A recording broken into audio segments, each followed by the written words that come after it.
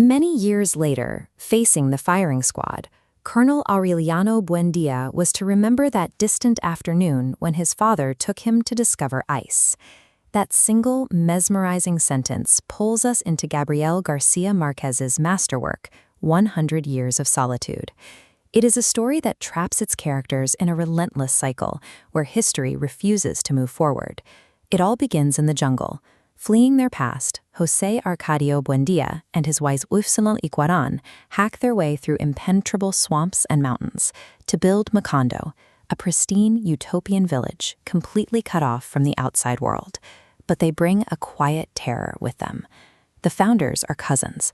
Ursula is terrified that their shared blood will curse their offspring, specifically haunting her with the fear that she will give birth to a child with the tail of a pig. This setup creates an immediate biological and geographic pressure cooker. Macondo is severed from the rest of humanity, while its founders are paralyzed by their own internal paranoia. The question is whether a society built on absolute isolation can actually survive. The illusion of total isolation shatters when a band of ragged gypsies, led by a man named Melquiades, arrives. They bring the allure of the unknown, magnets, flying carpets, and the cryptic science of alchemy. José Arcadio Buendía is instantly consumed. He abandons the daily survival of the village, locking himself away in a makeshift laboratory to map the stars and try to extract gold from common metals. His mind snaps under the weight of his own feverish imagination. He goes completely mad, spending his final years tied to a chestnut tree, babbling in a language no one understands. This establishes the defining condition of the Buendía family.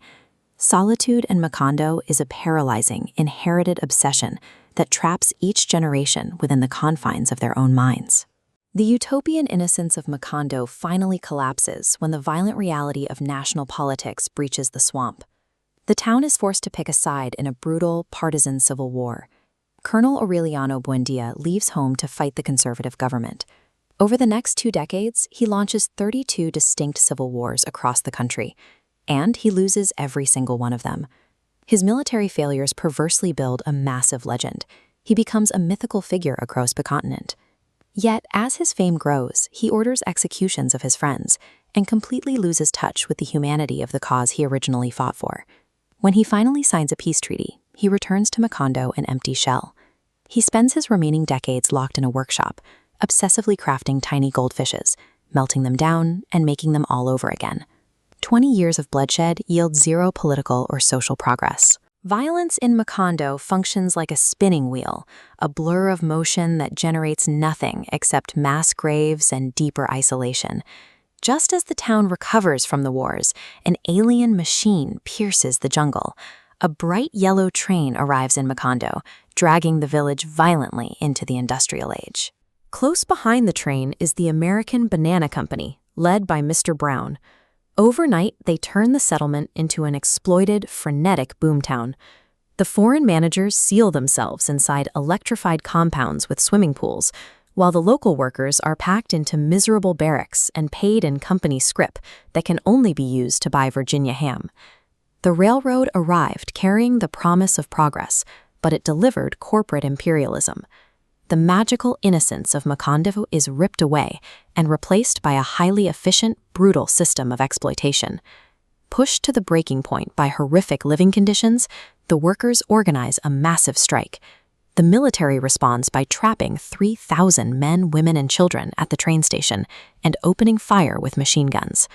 Garcia Marquez culls this event directly from the 1928 Banana Massacre in Colombia, grounding his fiction in one of the darkest chapters of a nation's history.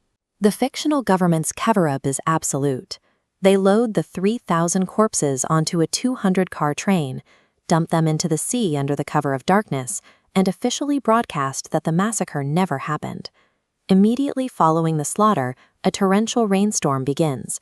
It pours on Macondo for 4 years, 11 months, and 2 days, rotting the buildings and slowly washing away the town's collective memory of the dead. When the oppressor successfully rewrites reality, the true tragedy solidifies. A society that allows its history to be erased loses its ability to learn from trauma, locking itself into a permanent state of subjugation. Once the skies finally clear, the banana company packs up and leaves. Macondo is reduced to a rotting, desolate ruin, swallowed by aggressive tropical vines.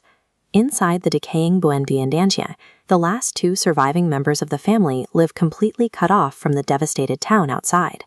Because the town's history was literally washed away, they have no idea they are aunt and nephew. Isolated and ignorant, they fall into a desperate lust and commit incest. The erasure of their past ensures they cannot escape it. Their union fulfills the terrifying prophecy Ursula feared on the very first day, the birth of a child with the tail of a pig.